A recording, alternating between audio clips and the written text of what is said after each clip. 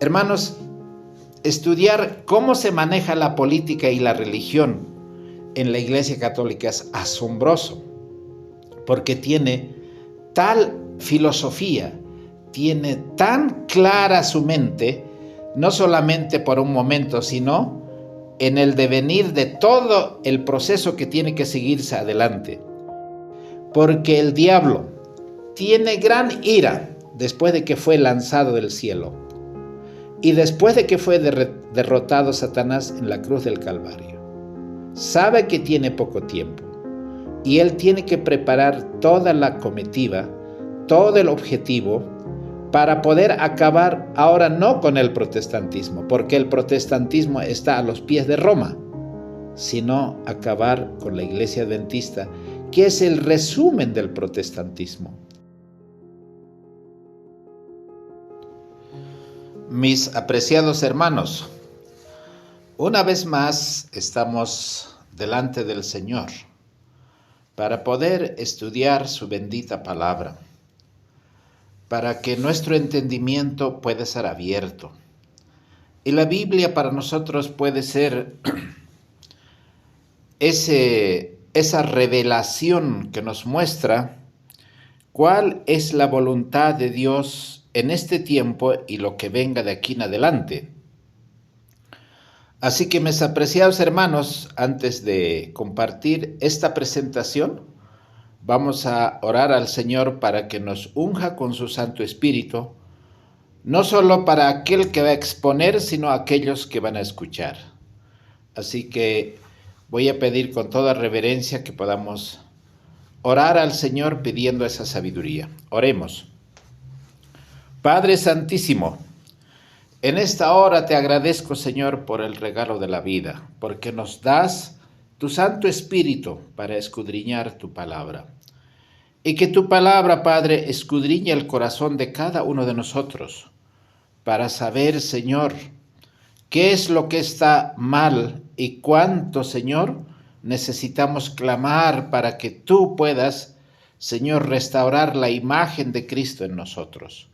Esta palabra tuya pueda hacerse carne en nosotros. Danos sabiduría y entendimiento para escudriñar tu palabra y para ponerlas por obra. Te pedimos todo esto en el nombre de Jesús. Amén. Mis apreciados hermanos, muchas veces cuando uno estudia la palabra profética más segura, tiene algunas inquietudes. Por ejemplo, hace tiempo que yo escuché que hay un papa, que es el Papa Blanco, pero que también hay un Papa Negro, que ese Papa Negro es el que va a tomar el control de la humanidad, de todos los gobiernos, y uno se pregunta, ¿quién será ese Papa Negro? ¿Y cómo será? Esa era mi inquietud. Pero en el estudio de lo que vamos a hacer hoy es aclarar ese aspecto y cómo hoy día se está llevando adelante la agenda de todo el espíritu del mal. Los enemigos de Dios están llevando adelante esa agenda, no solamente con el Papa Blanco, sino también con el Papa Negro. ¿Y dónde comenzó esa lucha entre el bien y el mal? Queridos hermanos, la profecía bíblica hay que repetirla otra vez. Aún los versículos más conocidos tienen todavía mucho que revelarnos. Nosotros sabemos que el papado por 1260 años ha estado en el poder y en ese tiempo ha cambiado la ley de Dios, ha cambiado el verdadero día de reposo, ha cambiado los meses, ha cambiado el día, los nombres de los días, de la semana, de los meses, ha cambiado la palabra de Dios por las tradiciones y las costumbres. Pero también tenemos que recordar que en ese tiempo, mientras el mal estaba gobernando por 1260 años, que no es poco tiempo, mis apreciados hermanos, Dios a la vez estaba trabajando. Y el capítulo 12 de Apocalipsis, el verso 6 dice que la mujer, que es la que representa a la iglesia, huyó al desierto. No estaban en las catedrales, no estaban en las iglesias populares, el pueblo de Dios, sino fue llamado al desierto. El desierto eran las catacumbas, eran las montañas, eran los lugares apartados donde los hijos de Dios siguieron estudiando la palabra, aunque no tenían lo que hoy nosotros tenemos, la Biblia en su conjunto.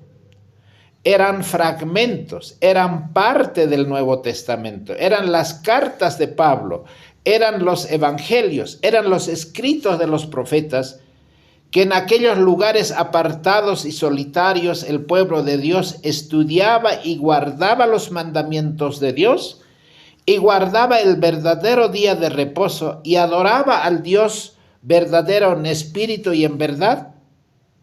Hermanos, en ese desierto donde Dios tenía un lugar preparado para que allí la sustenten 1260 días. La verdad nunca ha dejado de existir y los guardianes de esa verdad no han sido hombres populares conocidos por la iglesia de entonces, porque la iglesia se pervirtió. Ahora, ¿eso qué nos hace recuerdo? Nos hace recuerdo algo muy importante que la Biblia dice, que esa batalla entre el bien y el mal comenzó en el cielo, se trasladó al huerto del Edén, y se trasladó a través de toda la historia, y nosotros podemos ver que esa batalla que hubo en el cielo, Miguel, que es el nombre de guerra de Jesucristo para hacer frente a Satanás, de manera personal, luchaban contra el dragón y sus ángeles. Jesucristo, el gran comandante del ejército celestial, peleó la batalla y Satanás fue derrotado. Los ángeles malos que fueron engañados por Satanás fueron echados a esta tierra porque no prevalecieron, ni fue hallado ya lugar de ellos en el cielo. Y fue lanzada fuera aquel gran dragón, la serpiente antigua, llamada Diablo y Satanás, el cual engaña a todo el mundo. Hermanos, ese engaño es la que tiene que culminar en la parte final de la historia de la humanidad. Y los ángeles del mal están trabajando, pero también los ángeles de Dios están trabajando. Y tú y yo no podemos ser neutrales en este momento porque no hay tal neutralidad. Nosotros, hermanos, somos parte de ese conflicto.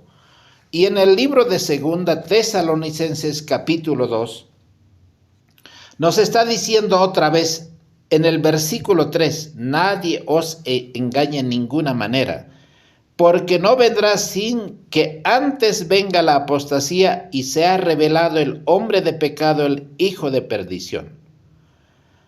Hay uno señalado en la profecía como el hombre de pecado. Es el representante de Satanás, aceptando las sugestiones de Satanás acerca de la ley de Dios, de su palabra.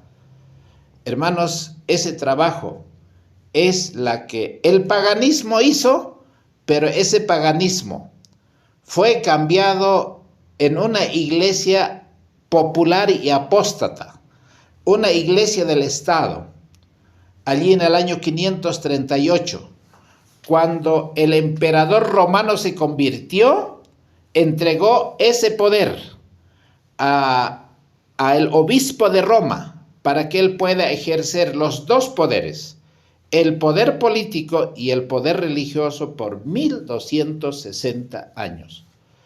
Y allí, cuando este poder vio que la verdad había resurgido, porque los reformadores que bajaron de las montañas, que salieron de la clandestinidad, tenían el poder del evangelio, que estaban enseñando a fuerza del enemigo contra toda potestad, porque ellos tenían el poder del Espíritu Santo. esos hombres que eran los reformadores estaban haciendo la obra misionera de poder inculcar esta verdad, de poder difundir, no solamente por los escritos, no solamente por la voz, sino por el testimonio que ellos tenían. Y cuando los grandes reformadores, como Savonarola, como Wycliffe, como Hus o Lutero, hermanos, el diablo estaba realmente en estrechez, porque decía, si estos reformadores están yendo con toda esa entrega, con todo ese compromiso y entregando a Dios alma y vida, corazón, no solo ellos entregaron los recursos, los dones y los talentos. Ellos estaban dispuestos como los primeros discípulos de Jesucristo en la iglesia primitiva para poder sortear no solamente las privaciones de la libertad, no solamente la cárcel, sino el martirio, hambre, miseria, pobreza y todo lo demás. Entonces Satanás levantó un paladín del mal, del engaño, para que sea un instrumento que le reveló a este hombre, Ignacio de Loyola, de donde vienen los jesuitas, la orden de los jesuitas, para poder hacer un trabajo maligno, para hacer un trabajo de poder luchar contra esos reformadores, contra esa verdad. Hermanos, y se estableció el orden de los jesuitas para que ellos acabasen con el protestantismo, acabasen con la Biblia, acabasen con los mandamientos, pero no enseñando completamente el error, sino mezclando la verdad con el error, porque nunca el veneno, el engaño viene con apariencia de mal, sino que se ve algo que es parecido al original, parecido a la verdad, parecido a la luz, pero de por medio que hay un engaño. Hermanos, cuando nosotros leemos la historia, tenemos que saber de que el Papa que fue establecido en el año 538, él hizo como ministros de su gobierno a cierta cantidad de cardenales, en realidad 6 cardenales. Detrás de cada papa hay 6 hombres que trabajan en el Palacio Pontificio en la Colina Vaticana. El papa es el centro, como el brazo del candelero. El candelero tiene 7 brazos. Hay 3 a la derecha y 3 a la izquierda. Y el centro es el papa. 3 a la derecha son 3 cardenales y 3 a la izquierda son 3 cardenales que son como los ministros de cada gobierno. El Papa es el centro. Entonces, podemos decir que esos 6 cardenales, que son los más poderosos de la tierra, los que podían mover y hacían temblar el monte del Vaticano. Ahora, vamos a trasladarnos cómo esto tiene que llegar a preparar ese gobierno del mal, la última batalla, porque las batallas no se planifican de la noche a la mañana. Por ejemplo, para la Segunda Guerra Mundial o para las guerras más prolongadas.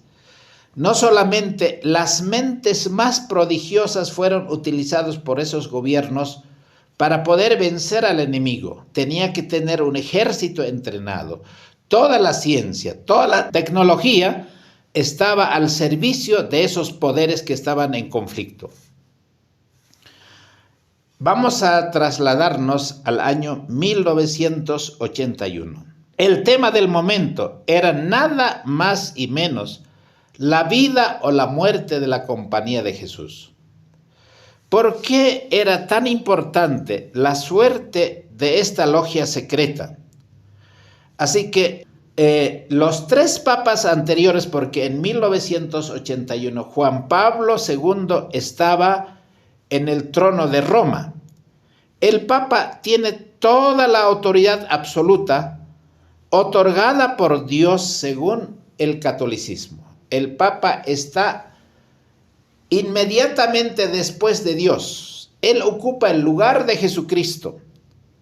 Hasta antes de 1981, el padre general de la Compañía de Jesús tenía un poder acumulado para confrontar al Papa. Por ello se denomina o se nombra como el Papa Negro, que como cualquier jesuita va vestido de negro, en contraste con las vestiduras blancas del papado o del Papa mismo. El poder romano se denomina la romanidad, y sería bueno que ustedes, hermanos, anoten y investiguen. ¿Qué es la romanidad? La romanidad es, si nosotros nos fijamos en la profecía de Daniel 2, las dos piernas de hierro. El hierro es el metal más pesado. El hierro es algo que destruye. Entonces, el poder romano de aquel entonces, tanto Roma oriental como Roma occidental, eran inflexibles. Ellos tenían una manera de gobernar. Y esa manera de gobernar fue adoptado por la Iglesia Católica, especialmente por los 6 cardenales, que se conoce como la romanidad, que consiste en una voluntad de hierro y habilidades heredadas de Roma para no dejar ningún espacio, ningún resquicio vacío que suplante el poder absoluto. Debe ser eliminado inmediatamente cualquier oposición. El Papa Juan Pablo II era el hombre de aquel entonces el más popular en los medios informativos. Karol Wojtyła era la palabra final de entre los 6 cardenales, con ornamentos rojos como la sangre. La suerte de la Compañía de Jesús estaba en las manos de esos 6 cardenales y en el poder del Papa. Ahora, ¿quiénes son esos 6 cardenales que siempre van a ocupar esa cartera? Porque vamos a mencionar solo la cartera y no los nombres, porque las personas pueden cambiar y los nombres de esos ministerios van a permanecer. En la parte derecha está doctrina. ¿Qué es doctrina? Es la que enseña la pureza doctrinal, el cardenal que debe cuidar y vigilar la pureza de la doctrina católica. Ese es el que está a la derecha. Propaganda es la otra cartera, el otro ministerio. Promoción del catolicismo entre los cristianos. Es importante que el catolicismo se expanda, y la propaganda es como el ministerio de informaciones para poder dar a conocer cómo el catolicismo debe ser aceptado y debe ser deseado no solamente en los países donde se practica el catolicismo, sino para poder penetrar en otras religiones, en otras culturas, y ese es el trabajo de propaganda. Y el otro cardenal y la cartera es clero. Es la congregación del clero católico diocesano. Es un maestro romanita que siempre casi es el que está más cerca de poder asumir los que han estado ejerciendo ese poder, los elegibles, como si muere un papa, el siguiente que va a salir de allí. Ahora, a la izquierda está religioso. Religioso es un cardenal, uno que vela la vida religiosa de la iglesia, de los cardenales, de todas las órdenes, para su manejo de todas las logias secretas que están al servicio del papado. Ese es religioso. Pero también está el otro ministerio, que es vescovi, el cardenal que supervisa todos los obispos maestros de la romanidad.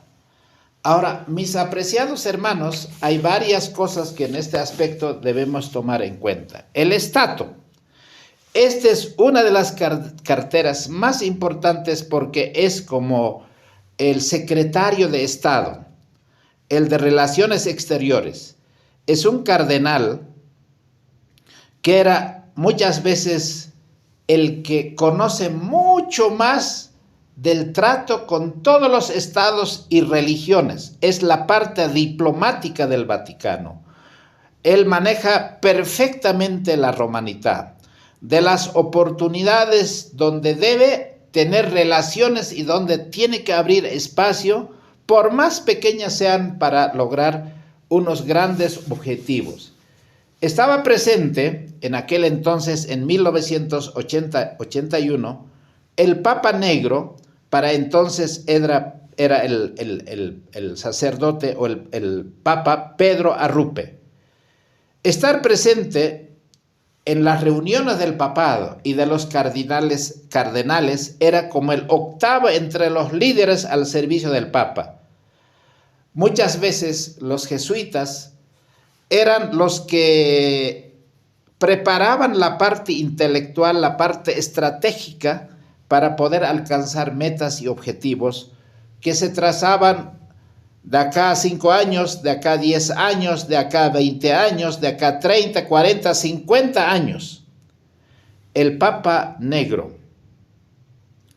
estaba respondiendo a las cuestiones que estaban diciendo que el jesuitismo se había apartado del papado, que estaban haciendo una fuerza paralela y no podían permitirse que la iglesia esté dividida. Cualquier división debe ser aplacada inmediatamente, debe ser destruida y debe haber una sola cabeza, que es el Papa.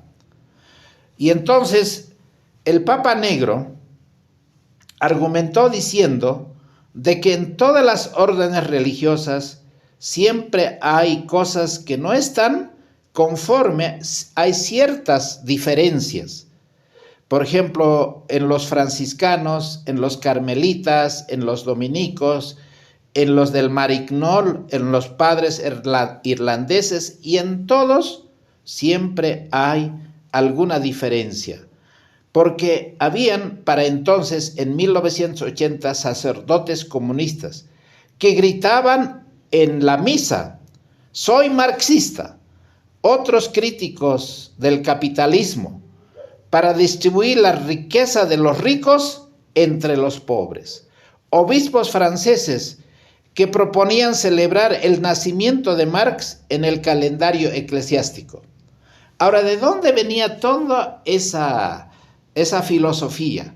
Hoy día nosotros podemos ver que no solamente son el socialismo del siglo XXI, que la Iglesia Católica pregona y practica, el mismo Papa, sino que ellos, como manejan la parte política, porque estos 6 cardenales son como los ministros de Estado que tienen que vigilar cada una de las carteras para que llegue a la culminación final, donde el Papa será el que gobierne este mundo. Y a ese paso nosotros podemos ver que hoy se está cumpliendo todos los objetivos.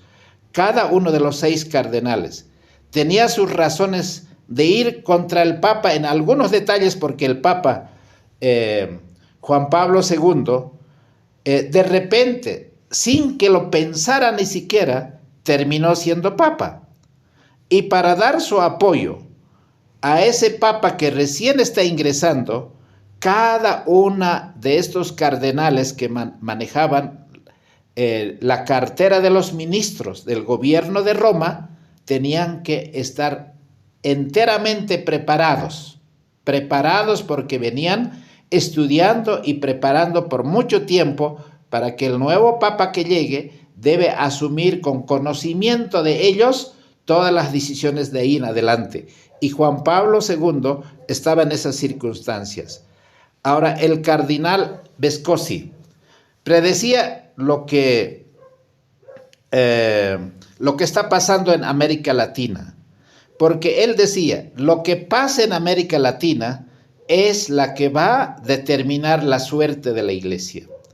América Latina era mayormente adoctrinado por los profesos marxistas, que eran obispos de Roma, y casi todos ellos, sin excepción, eran jesuitas.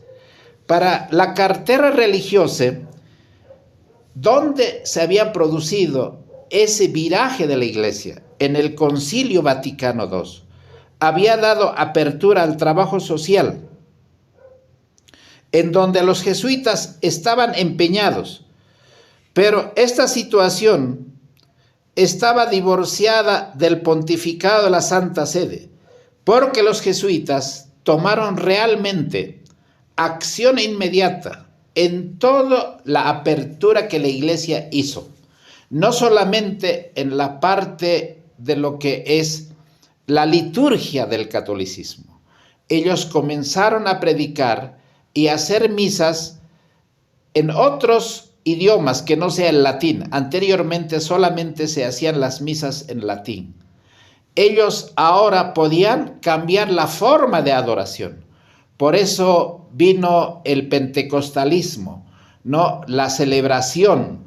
Vino, por ejemplo, los sacerdotes que predicaban la teología de la liberación, que ellos no solamente estaban enseñando el catecismo, sino estaban practicando la política de manera abierta.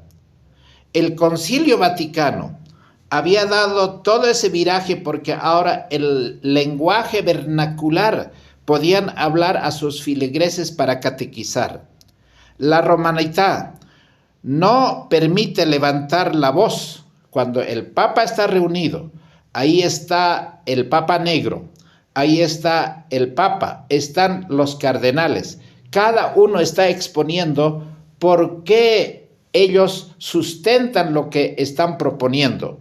Y la romanidad no permite levantar la voz, ni los dedos, o ciertos ademanes en contra del Papa. Hay una reverencia absoluta, porque ellos están seguros que el Papa es el representante de Dios en esta tierra.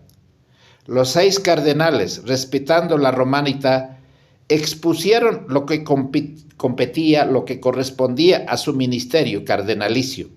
Generalmente, la romanidad está a cargo de la doctrina centrada siempre en lo que el catolicismo ha practicado y ha enseñado durante tanto tiempo.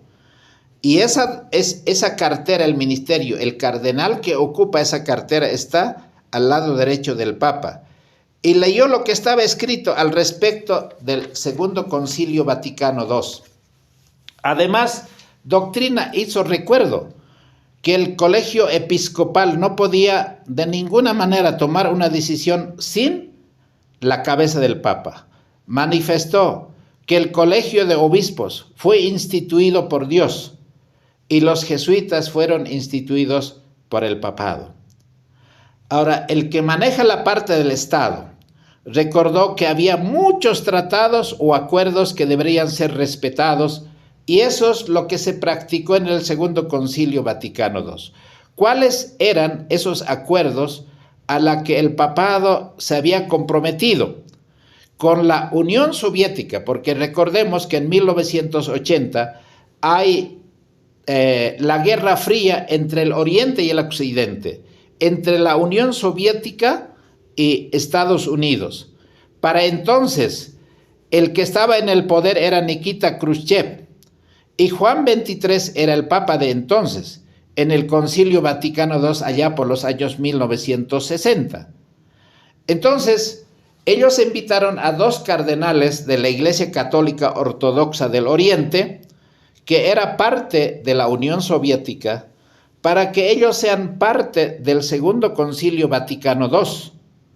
Pero el gobierno de la Unión Soviética, Nikita Khrushchev, pidió una condición, 2 condiciones. Una, si van a asistir 2 representantes de la Iglesia Ortodoxa, debería ser tratado con la misma deferencia como se trataba a los cardenales. Pero también a la vez debería comprometerse la Iglesia Católica no solo respetar el comunismo, sino ellos, así como los 2 cardenales que estaban yendo a ser partícipes del Segundo Concilio Vaticano II en representación de la Unión Soviética o de la Iglesia Ortodoxa Oriental, del catolicismo oriental, también debería haber un respeto para no condenar el marxismo y el comunismo. Entonces ellos aceptaron e hicieron un pacto secreto. El que asumió todos esos aspectos fue el cardenal jesuita Agustín Bea, de origen alemán, y padre del ecumenismo católico, porque en el Concilio Vaticano II fue diseñado y trazado cómo se llevaría el ecumenismo para incluir a todas las iglesias y culturas y religiones. Al cumplir los 50 años de la muerte de Agustín Bea, el actual Papa, el Papa Francisco, resaltó en Jerusalén cuando visitó Israel que el pueblo judío haya reconocido un centro de estudios judaicos con el nombre de Cardenal Bea. 50 años pasó, hasta el pueblo judío adoptó a uno de los centros más importantes del estudio de la religión judía con el nombre de Agustín Bea o del Cardenal Bea. Hoy podemos estudiar, dijo el Papa, y enseñar a judíos y católicos de manera conjunta entre rabinos y sacerdotes católicos. Hermanos, estudiar cómo se maneja la política y la religión en la Iglesia Católica es asombroso, porque tiene tal filosofía, tiene tan clara su mente, no solamente por un momento, sino en el devenir de todo el proceso que tiene que seguirse adelante.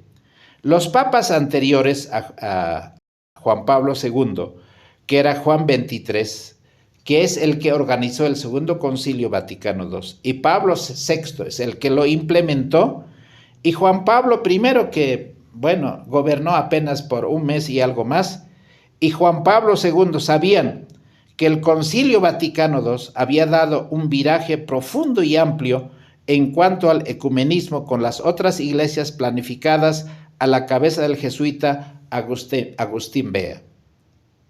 El Papa Juan Pablo II no podía desconocer el trabajo del clero católico marxista a la cabeza de los jesuitas, el acuerdo del Concilio Vaticano para América Latina a través de las guerrillas comunistas, a través de los padres o los sacerdotes que enseñaban la teología de la liberación. Ahí puedo mencionar varios nombres de ellos, conocidos por aquel entonces, pero el tiempo no nos permite hacer esto. Ahora, el secretario de Estado de la Iglesia sabía con exactitud el deber del Papa nuevo para que estos acuerdos sean cumplidos a cabalidad, y no podía desconocer el trabajo de los jesuitas, que tan abiertamente había hecho, ¿no?, el trabajo no solamente en Europa, sino especialmente en América Latina. Nosotros sabemos que habían padres o sacerdotes católicos tan liberales en ese aspecto en Brasil, en Nicaragua, en México, en Estados Unidos, muchos de ellos que eran abiertamente marxistas y abiertamente comunistas. Hermanos, ese pacto secreto fue celebrado entre la Unión Soviética y la Iglesia Católica, que se conoce como el Pacto de Metz de agosto de 1962, cuando se hizo ese pacto de no agresión, de no mención, de no condenación. El comunismo y el catolicismo asumió de que va a respetar, y no solo respetar, sino participar de toda esa filosofía que en aquel entonces estaba en oposición a Estados Unidos. No solo debería ser respetado en honor a la Unión Soviética y la Iglesia Ortodoxa, sino también el trabajo para implementar el acuerdo activamente por los hombres de la Compañía de Jesús, como ahora se estaba viendo con toda claridad. Mis apreciados hermanos, ahora vamos a ver, frente al Papa Juan Pablo II, el Papa Negro, que era Pedro Arrupe, reclamaba sus derechos porque no es una orden cualquiera, es la orden más importante que existe dentro de las órdenes católicas. Tiene 36,000 soldados dispuestos a morir, dispuestos a sufrir la pobreza, cualquier privación. Es como Satanás dijera: bueno, tus discípulos Jesús han sufrido la cruz, han sufrido el martirio, el potro, la hoguera, pero vas a ver que también yo tengo soldados que son más decididos y más comprometidos como las tienes tú. Y ese es el jesuitismo.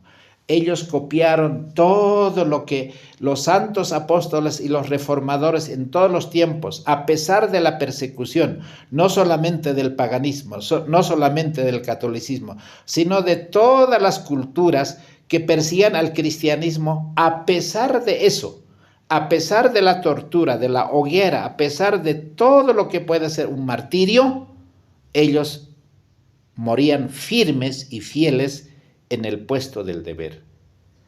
Stato, como secretario de Estado del Vaticano, como cualquier Estado serio, dijo que debería respetar las relaciones oficiales con otros estados, así como con la Unión Soviética y la Iglesia Oriental Ortodoxa Católica. Ahora, además advirtió su amenaza de dimisión. Para entonces, no me acuerdo quién era el hombre, pero este cardenal dijo: si no se cumple, yo estoy dispuesto a dar un paso al costado. Sabiendo que el Papa Juan Pablo II era de procedencia polaca, él venía de los países católicos, de los países comunistas, y que ahora, al ser católico, él tendría una influencia muy grande sobre los países de la orientación socialista de la Unión Soviética. Eso era impresionante. Y cuando uno lee Las llaves de esta sangre de Malachi Martin, dice, ¿no? Hay 3 poderes en competencia en este momento: la Iglesia Católica, Estados Unidos y la Unión Soviética. Aquí los jesuitas le estaban diciendo: tú, siendo de un país polaco, Karol Wojtyla, tú tienes que saber de que el comunismo tiene que convertirse al catolicismo. En realidad es una mezcla, no es una conversión total al catolicismo. El catolicismo se convierte al catolicismo, y el catolicismo se convierte al comunismo. O sea, es algo que sucede como una amalgamación, porque el catolicismo es una amalgamación de todo un poco.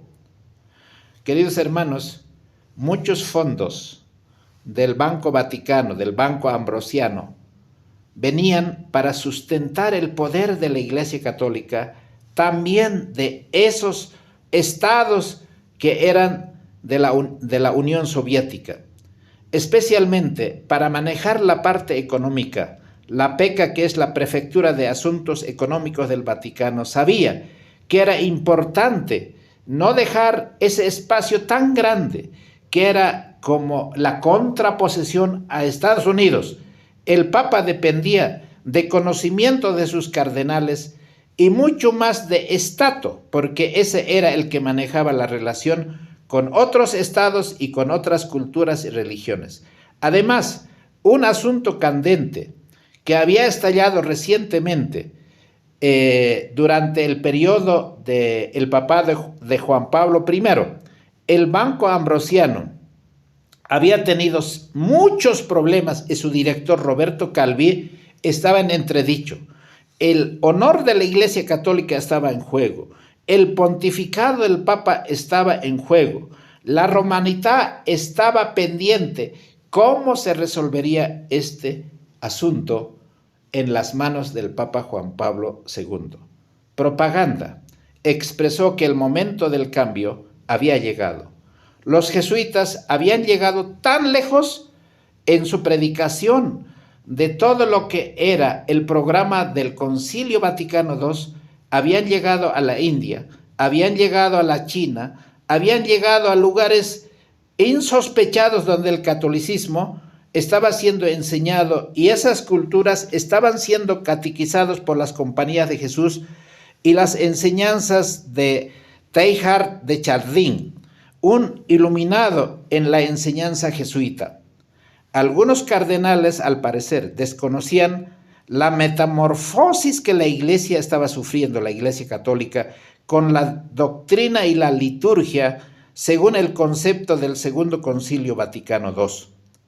Apreciados hermanos, doctrina mencionó cómo había cambiado esa liturgia, la doctrina, en Estados Unidos, en América Latina, en India, en Japón, en Filipinas, en Irlanda, Inglaterra, y apoyándose en la lucha de clases del marxismo, habían enseñado cosas que de otra manera no avanzaría tan ampliamente la Iglesia Católica en distintos estamentos sociales de cada país y de cada nación.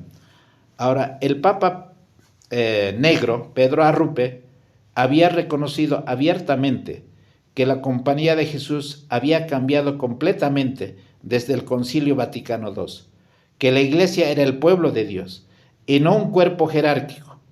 Y él creía, porque su pretensión era muy serio, de que él debería sentarse en el trono de Roma. Los jesuitas deberían ocupar el trono del Vaticano.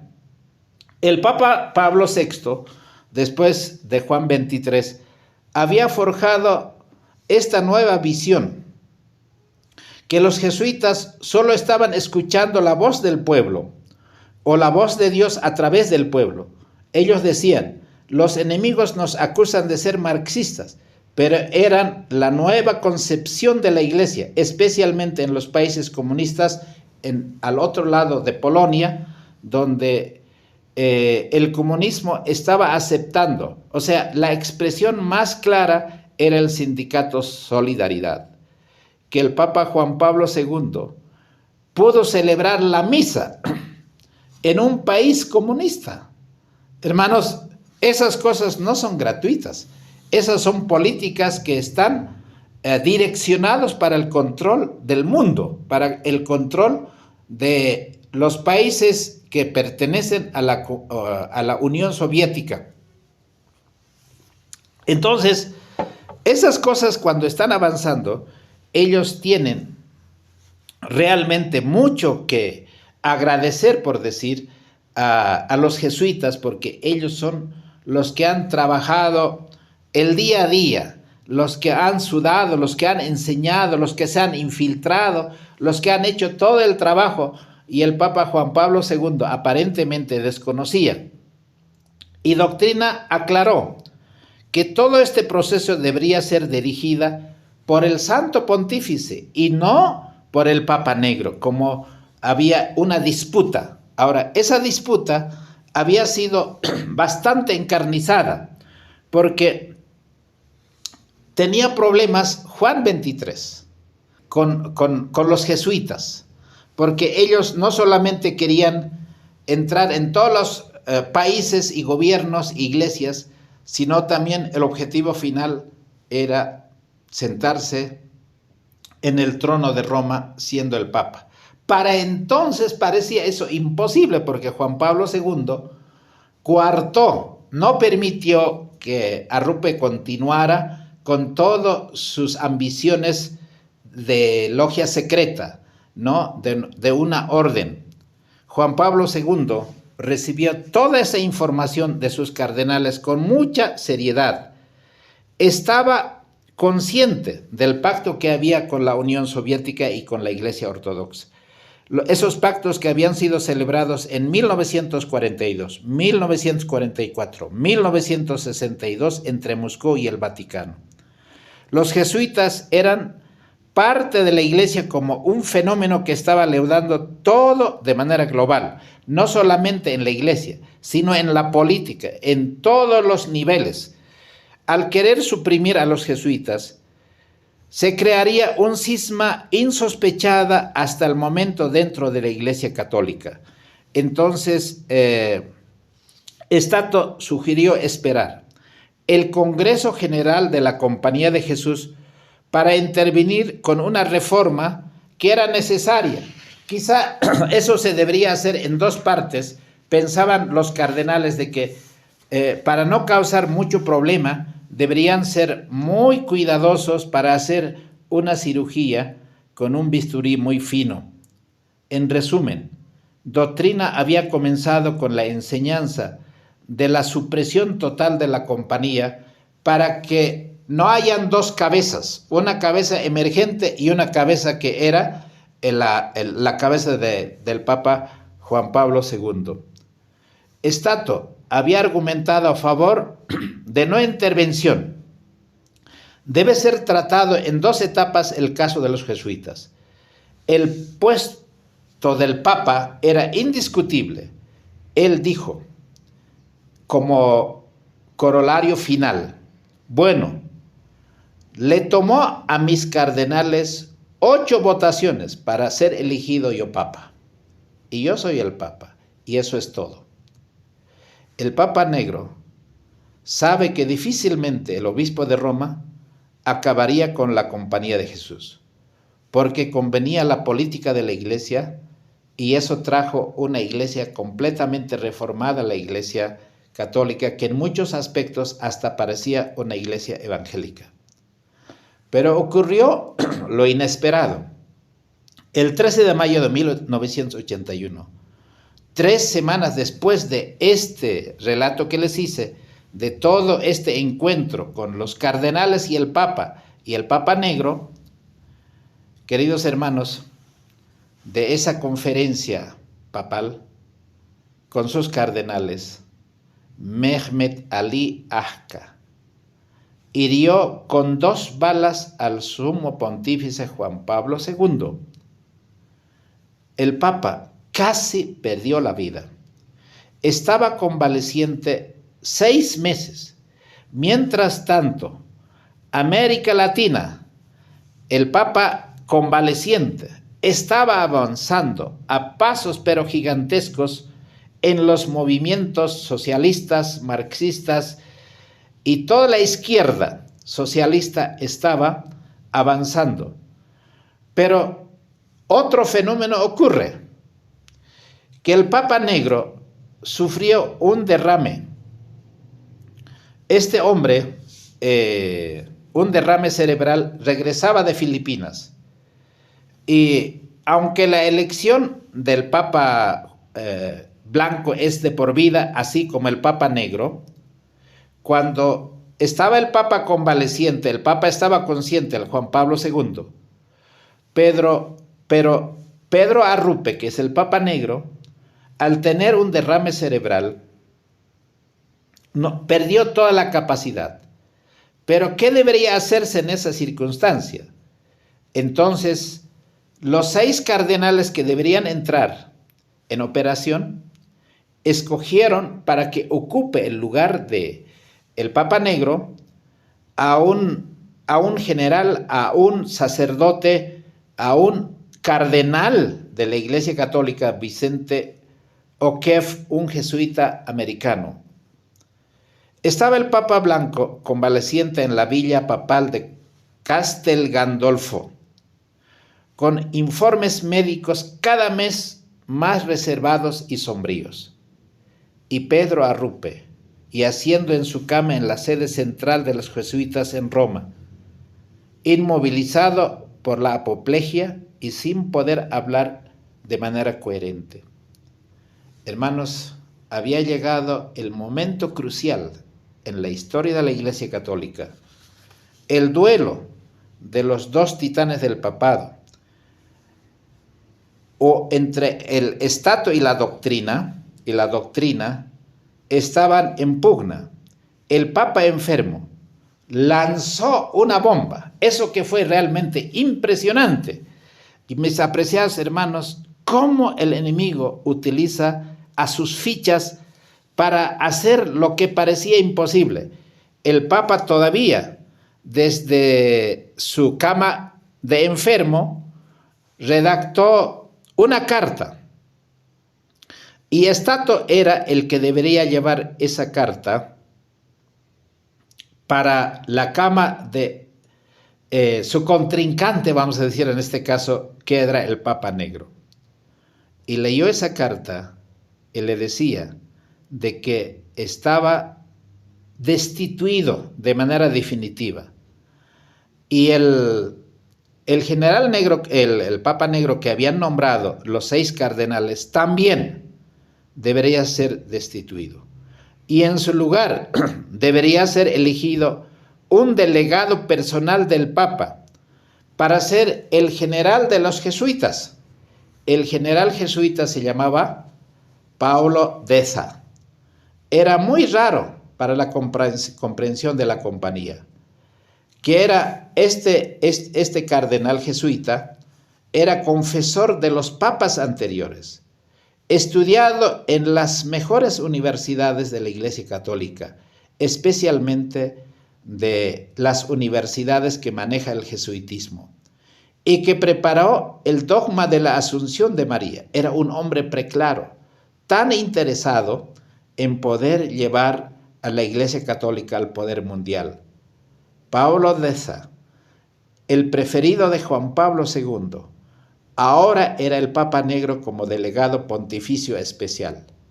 El Papa había hecho un movimiento que parecía realmente algo insospechado, porque estando convaleciente hizo la jugada maestra para que los jesuitas se sometieran plenamente al poder del Papa.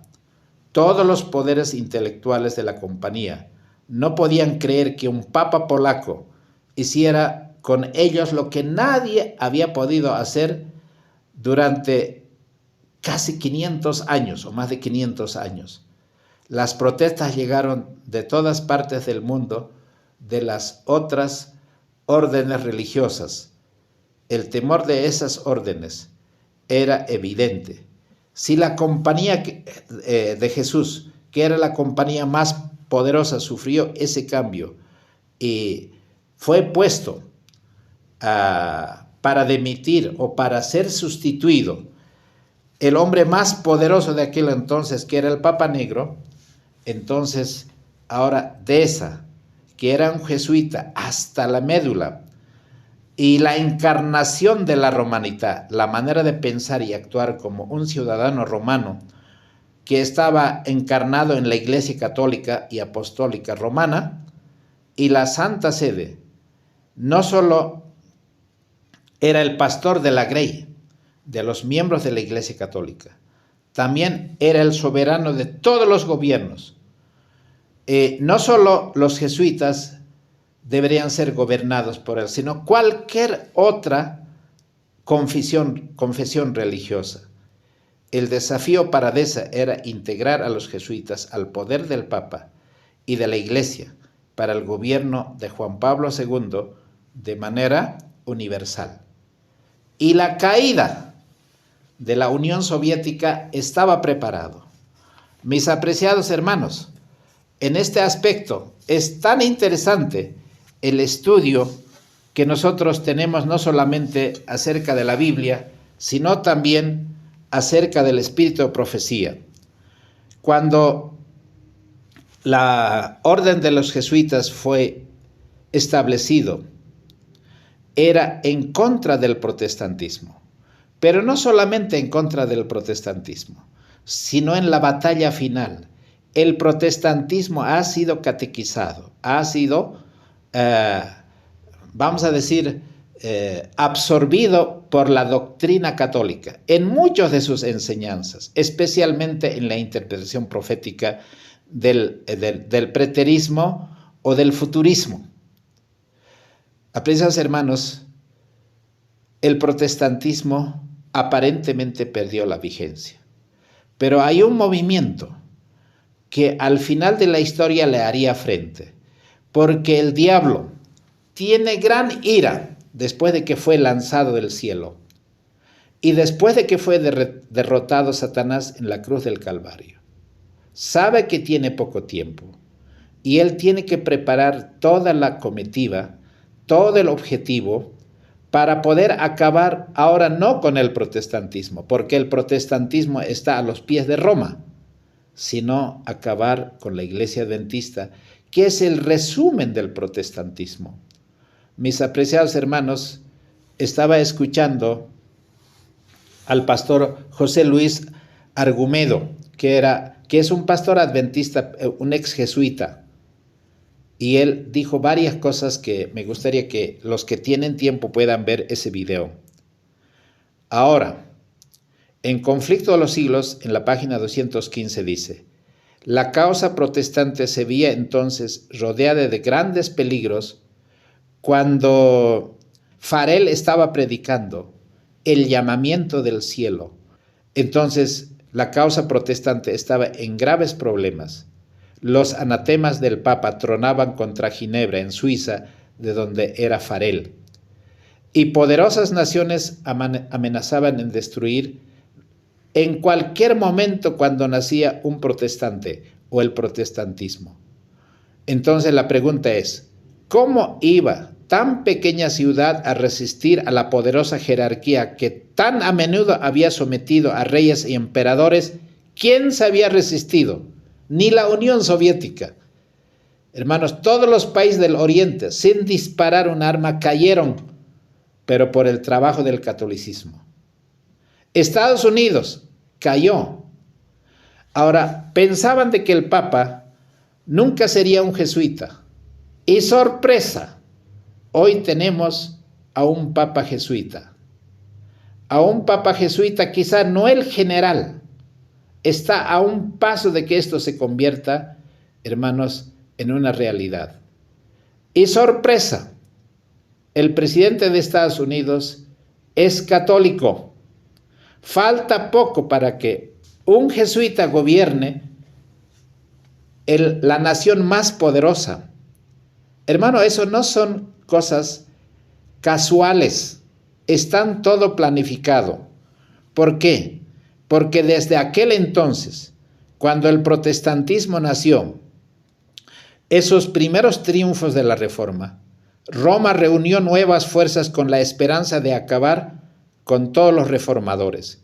Entonces fue cuando nació la Orden de los Jesuitas, que iba a ser el más cruel, el menos escrupuloso, el más formidable de todos los campeones del papado, libres de todo lazo terrenal y de todo interés humano, insensible a la voz del afecto natural, sordos a los argumentos de la razón y a la voz de la conciencia.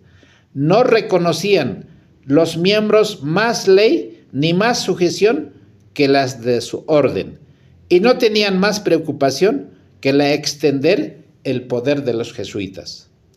El Evangelio de Cristo había capacitado a sus adherentes para arrostrar los peligros y soportar los padecimientos, sin desmayar por el frío, el hambre, el trabajo o la miseria, y para sostener con denuedo el estandarte de la verdad frente al potro, al calabozo y a la hoguera. Para combatir contra todas estas fuerzas, el jesuitismo inspiraba a sus adeptos un fanatismo tal que los habilitaba para soportar peligros similares y oponer al poder de la verdad todas las armas del engaño. Para ellos, ningún crimen era demasiado grande, ninguna mentira demasiado vil, ningún disfraz demasiado difícil de llevar. Ligados por votos de pobreza y humildad perpetuas, estudiaban el arte de adueñarse de la riqueza y del poder para consagrarlos a la destrucción del protestantismo y al establecimiento de la supremacía papal. Hoy el protestantismo está destruido. Las iglesias luteranas, bautistas o cualquier iglesia, por más conservadora que sea, se han rendido a los pies de Roma, porque muchas de sus doctrinas han sido incorporados y prácticas, y también la liturgia. Hoy, como decía este pastor José Luis Argumedo, de que el jesuitismo ha penetrado dentro de la iglesia. Ellos no se ven, no se dejan ver, porque son logias secretas. Y nosotros, si no tenemos esta información, y si no tenemos la palabra de Dios, y si no tenemos la revelación profética, y si no tenemos la unción del Espíritu Santo, para no solo estudiar la Biblia y los testimonios, no podremos comprender claramente cómo trabaja el enemigo para poder alertar al pueblo de Dios, el remanente de Dios para este tiempo, para que todos estemos apercibidos. Al darse a conocer como miembros de esa orden, se presentaban con cierto aire de santidad. Ellos trabajan en las cárceles, atienden a los enfermos, ayudan a los pobres. Ellos dicen que llevan la causa de los pobres a través del socialismo del siglo XXI, destruyendo el hogar, la familia, identidad de género. Ellos destruyendo una nación, sus fronteras, los principios y valores, entrando en la educación, entrando en la política, entrando en lo económico. Hermanos, hoy podemos ver cómo están las naciones que han adoptado esta doctrina, este sistema, y Estados Unidos en este momento está entrando de pleno en todo lo que el socialismo del siglo XXI ha impuesto, que ha sido trabajado desde el Concilio Vaticano II y los distintos papas, sin darse cuenta, manejado por la intelectualidad del jesuitismo, han visto cómo se ha logrado el manejo mundial, el manejo de la doctrina católica, el manejo de las iglesias protestantes, el manejo de la política a través del mundo, el manejo de la salud, el manejo de la economía, el manejo de todos los asuntos que competen a la humanidad, está en manos de los jesuitas. Nosotros, al estar en esta circunstancia, debemos ser conscientes que efectivamente hay un peligro, pero hay un Dios que es todopoderoso, tiene ángeles poderosos para resguardarnos y protegernos, y nosotros podemos dar esta advertencia que es un análisis histórico. No estoy hablando una cosa fuera de lugar. Ustedes pueden ver que esa es historia, y nosotros al ver la historia y comparando con la palabra profética nos podemos dar cuenta de que la culminación en la batalla final, en la guerra final entre el bien y el mal, nosotros tenemos que tomar parte activa. Y ese es el objetivo, el propósito de esta presentación y también de nuestro ministerio, para poder compartir la palabra de Dios con toda claridad, para que sepamos en qué tiempo de la historia vivimos. Antes de terminar, vamos a hacer una corta plegaria al Señor, porque nos ha impartido su palabra y hemos analizado un poco de historia. Sé que para muchos es un poco pesado, pero es algo importante que necesitamos conocer. Vamos a orar. Padre amantísimo, en esta hora te agradecemos porque tú nos has dado vida y nos has dado tu palabra, la unción de tu Santo Espíritu. Y hoy estamos nosotros, cada uno conscientes, que hemos llegado a la parte final de la historia, en donde el bien y el mal tendrán la última batalla. Y nosotros, Señor, conscientes de que somos parte de tu ejército, somos tu pueblo, tenemos tu espíritu, aquí tenemos tu palabra, tus mandamientos, son la orden del comandante general, aquel que nunca ha perdido ninguna batalla, aquel que ha derrotado al enemigo, aquel que ha pisado la cabeza de la serpiente. Hoy día, Señor, nosotros podemos alabar tu nombre, glorificar tu nombre, porque tú eres un Dios todopoderoso, eres maravilloso, y toda la palabra profética, así como tú has dicho y has escrito y has inspirado a estos santos hombres de Dios que hablaron siendo inspirados por el Espíritu Santo, nos han revelado, y hoy es algo para nosotros como el legado más precioso para poder compartir en esta generación y los pocos que vendrán, para poder afrontar la última batalla. La última generación debe estar consciente de esta realidad. Señor, pedimos tu bendición, danos el ungimiento celestial, el don de tu Espíritu para comprender estas verdades preciosas que hacen que nuestras vidas tengan un propósito y sepamos cómo este mundo ha de terminar. Enséñanos, Padre, a guardar todo esto en nuestro corazón. Te pedimos tu bendición para todas las personas que van a escuchar este mensaje. En el nombre precioso de Jesucristo nuestro Señor. Amén.